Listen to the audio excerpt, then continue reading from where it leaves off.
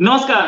मालदीव्स के foreign minister आए हैं इंडिया और उन्होंने बोला कि मैं इंडिया पहुंच गया हूं और बहुत अच्छा एटमॉस्फेयर लग रहा है। गर्मी ज्यादा है, लेकिन उन्होंने ये बोला, looking forward, arrived in New Delhi for my first bilateral official visit to India, looking forward for productive discussions, strengthening ties and experiencing vibrant culture of India। तारीफ तो की, लेकिन उससे पहले जो कड़वाहट घुली हुई थी दोनों के बीच में, इंडिया आउट कैंपेन और उससे पहले जो काम हुआ था, बहुत ही डेंजरस था। इसी बात करने के लिए हमारे साथ defence expert, international expert Lavina ji. Lavina ji, आपसे मेरा पहला क्वेश्चन होगा, इंडिया आउट कैंपेन इन्हीं की गवर्नमेंट ने चलाया था और उसके बाद इंडिया की को फोर्स भी किया कि आप अपने सैनिक बाहर ले जाइए। अब इंडिया की विजिट क्या चेंज है और क्यों चेंज है? चेंज इसलिए है बिकॉज इनको पैसे चाहिए। यहाँ पे सबसे ज्यादा उनको पता है इंडिया इनको अनकंडीशनली सपोर्ट करती है हमेशा। तो वो बॉयकॉट इंडिया वाला जो कैंपेन था वो उनका इलेक्शन कैंपेन था। दे वर बेसिकली शोइंग, इनका जो मोइजू है प्रेसिडेंट है वो अपनी लॉयल्टी दिखा रहा था चाइनीज की ओर, right. whether he got votes or whether he won rightfully हमको ये नहीं पता है, but Maldives as a country they know they're dependent on us। हमसे 100-200 किलोमीटर की दूरी पे इनका पहला आइलैंड, राइट। तो they are completely dependent on us, every ship that goes, everything, smuggling हो सब हो, इंडिया ही सब इसको प्रिवेंट करती है। इस एरिया में सबसे ज्यादा इंडिया के इन्फ्लुएंस है जहाँ पे। लेकिन मोइजू भाई साहब को अपनी लॉयल्टी दिखानी थी चाइना की और उनका इलेक्शन कैंपेन बन गया बॉयकॉट इंडिया। तो yes there is a change, लेकिन I will say we should never go by their words. जो ये बोलते हैं, बोल तो कुछ भी सकते हैं, इनकी एक्शंस इनका रियल इंटेंशन दिखाती है। तो इनका जो एक्शन है ये है कि they are trying to attract Indian tourist right now to Maldives, क्योंकि पैसे बिजनेस को तो हर्ट करेगा ही अगर इंडियन टूरिस्ट नहीं जाएंगे। Indian tourist we have found new locations right now, Lakshadweep, Andaman, thanks to Indian prime minister. तो अब मालदीव्स को डर लग गया होगा इनसिक्योरिटी, एंड बिकॉज इनके फॉरेन मिनिस्टर आए हैं इंडिया में, ही इज एक्सपेक्टिंग सम चंदा, right, he is expecting some funds. और हम लोग ने ऑलरेडी पिछले 2022-2023 में 770 करोड़ रुपीस इन्वेस्ट किए थे वहां पे, right. They are expecting a similar package. In fact if I were to list हमने क्या क्या किया है यहाँ पे, इनके 2 बड़े इंटरनेशनल एयरपोर्ट्स, हनीमधु गन इंटरनेशनल एयरपोर्ट, दोनों इंडिया बना रही है। इनका एक क्रिकेट स्टेडियम आ रहा है, इनका एक कैंसर हॉस्पिटल आ रहा है, इनका एक लिंकिंग ब्रिज आ रहा है, एक 7 किलोमीटर लंबा ब्रिज जो मल्टीपल आइलैंड्स को कनेक्ट करेगा।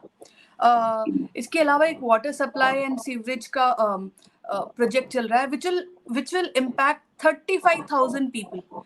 35,000 is a very big number for a country like Maldives, जिनकी पॉपुलेशन बहुत, मतलब एक तो इतने सारे आइलैंड्स हैं, हर जगह कॉन्सेंट्रेटेड नहीं है पॉपुलेशन। तो अगर 35,000 लोगों को वो इम्पैक्ट कर रही है, उनको बेनिफिट कर रही है, तो बहुत बड़ा प्रोजेक्ट है और वो इंडिया कर रही है इनके लिए। एंड इंडिया जो है बहुत अनकंडीशनली करती है, वी ऑल नो। हम लोग चाइना की तरह इनको डेट ट्रैप के लिए अट्रैक्ट नहीं कर रहे हैं, डेट ट्रैप की ओर लेके भी नहीं जा रहे हैं। वो अलग बात है कि इंटरनेशनल मॉनेटरी फंड IMF ने क्लियरली बोल दिया है कि मालदीव्स का जो डेट है चाइना की ओर वो 1.97 बिलियन का है, which is very high compared to Maldives economy and all that. My point being, they are here expecting some help from India, इसीलिए ये ऐसे लाइंस बोल रहे हैं। मोइजी साहब बोलेंगे यही बात तो अच्छा, एक मिनिस्टर थी मरियम शिवाना जिन्हें सस्पेंड किया गया था, क्या वो अब भी सस्पेंशन में है ma'am? I am not updated on that. I am not updated. But yes, she made controversial statements, I remember. अच्छा, नाउ एक चीज, मालदीव्स के प्रेसिडेंट ने अभी हाल में बीबीसी को बोला था कि I am pro Maldives person, for me Maldives comes first and our independence comes first, I am not pro और अगेंस्ट एनी कंट्री। साथ में जब ये चाइना गए थे, इनकी लैंग्वेज थोड़ी डिफरेंट थी। इन्होंने बोला था China was our number 1 market for tourism pre covid and it is my request that we intensify efforts for China to regain the position. लेकिन अब ये इंडिया के सामने आए क्योंकि इंडिया $2 बिलियन का डेवलपमेंट एड देने की बात कर रहा है। इनको मालदीव्स को $200 मिलियन के ग्रांट्स मिले भी हैं चाइना से। क्या मालदीव्स इंडिया के सामने बो डाउन कर रहा है? क्या इसे इंडियन विक्ट्री बोला जा सकता है? इंडियन विक्ट्री है, क्योंकि ये चाहे जितना भी चाइना की तारीफ कर लें, इनको आना वापस इंडिया के पास ही है। जब ये लोग अपने डेट ट्रैप में further when they get sucked into that rabbit hole of debt trap, इनको वापस फिर भी इंडिया के पास ही आना है। लेकिन the fact that Muizzu says he is pro Maldives, he is lying. Maldives president is lying. He is intentionally taking Maldives to China. उनको बहुत अच्छे तरीके से पता है चाइना और पाकिस्तान वहां पे क्या करते हैं। चाइना क्या करता है, थ्रू पाकिस्तान आईएसआई को फंड करके वहां पे रेडिकलाइज करता है लोगों को, और इसका बहुत सारे प्रूफ है। इसमें हर साल स्मगलिंग का जो बड़े बड़े केसेस होते हैं इंडिया में, उसमें मालदीव्स की एक इन्वॉल्वमेंट हुई है। इससे पहले मैंने इसके I don't remember the exact statistic, लेकिन हंड्रेड्स ऑफ क्रोर्स का स्मगलिंग मालदीव्स की थ्रू होता है, और इनके मालदीव्स के सिटीजन्स को इंडिया में पकड़ा भी गया है, राइट। और ये सब, इन सब की अल्टीमेट लिंक क्या होती है, आईएसआई, इनडायरेक्टली चाइना, क्योंकि China Pakistan we all know they work together, right? So if Moizu says he's pro Maldives, he's lying. Right. I'm sorry.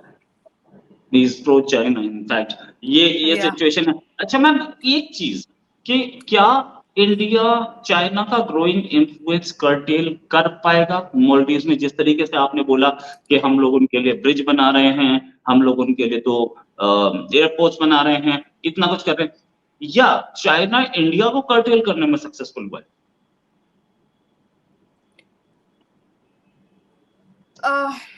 China India को कर्टेल करने में सक्सेसफुल नहीं रहा है। इसी का प्रूफ है आज जो उन्होंने स्टेटमेंट बोला है। मतलब लौट के बुद्धू घर को आए, बोला था एंटी इंडिया स्टेटमेंट्स इलेक्शन के पहले, अब वापस आ गए हैं वो लोग इंडिया में, and they are basically here with a begging bowl, right, कि आप लोग आ जाओ हमारी कंट्री में, our country is meant for Indians, we are very pro India, ये वो। बट इनकी वंस अगेन इनकी वर्ड्स और इनकी एक्शंस में बहुत डिफरेंस है। मतलब इनकी गवर्नमेंट के, मैं मालदीव्स के लोगों के बारे में नहीं बोल रही हूँ, मालदीव्स की जो प्रेजेंट गवर्नमेंट है, जो सोली की गवर्नमेंट थी इससे पहले वाली, आप देखिए कितना प्रो इंडिया था उस टाइम पे, कितना प्रोग्रेस हुआ था वहां पे। स्मगलिंग रिलेटेड सारी एक्टिविटीज कम हो गई थी, रेडिकलाइजेशन रिलेटेड जो भी इंडिविजुअल्स थे उनके अगेंस्ट केसेस हो रहे थे। Okay, anyway, so my point is जो बोलते हैं वो करते हैं, उसमें बहुत डिफरेंस है। इसका एक सबसे बड़ा एग्जांपल है तुर्की से इन्होंने ड्रोन्स खरीदे हैं। क्यों? क्योंकि Indian ships, Indian coast guard और इन सब पे नजर रखने के लिए इनको तुर्की के बेरफ्तार ड्रोन्स चाहिए, राइट। इसके अलावा Maldives for the first time is opening it's embassy, और पता है किसको भेज रहे हैं ये लोग?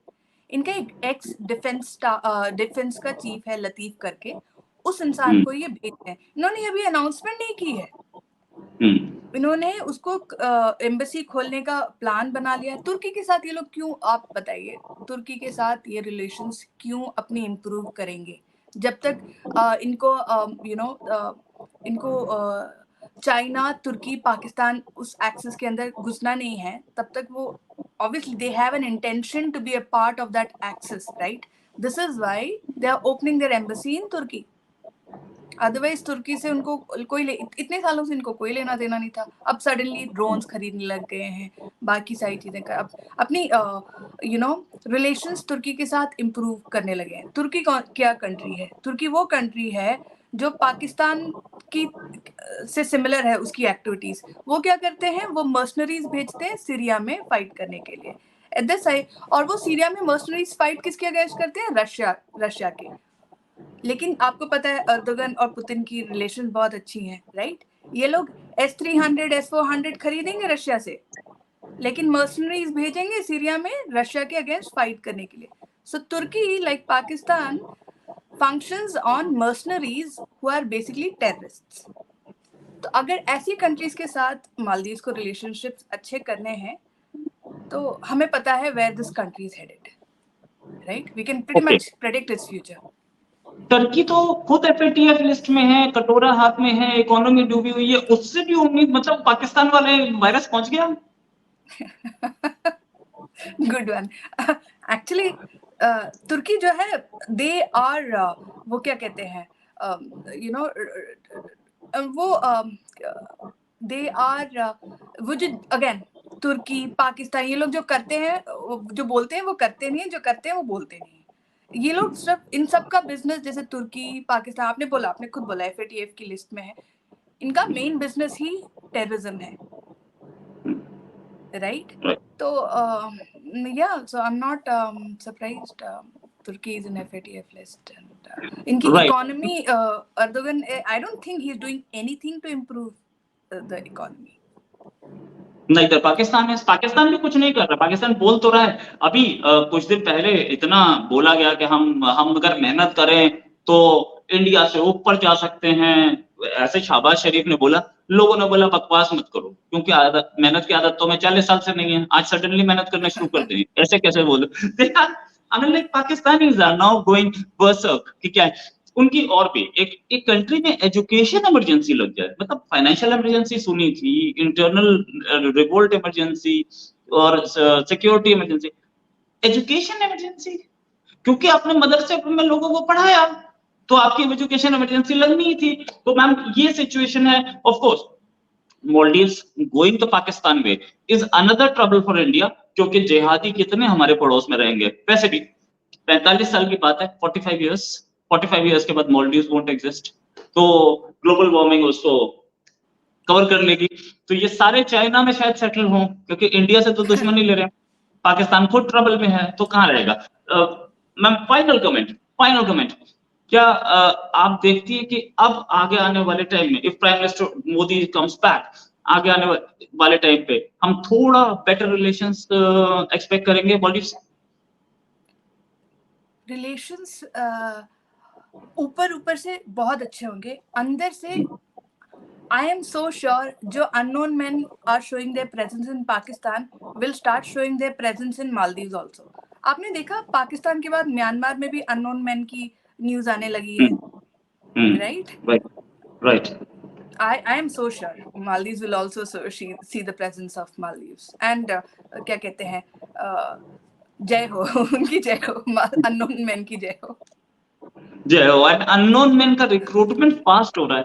अब ये मल्टीनेशनल कंपनी बन चुकी है, 2 कंट्रीज में ऑपरेट कर रही है, तीसरी में जल्दी पहुंचेगी। Thanks a lot ma'am for joining, बहुत अच्छा डिस्कशन था। जल्दी एक डिस्कशन और करेंगे। अभी के लिए नमस्कार, धन्यवाद, जय हिंद।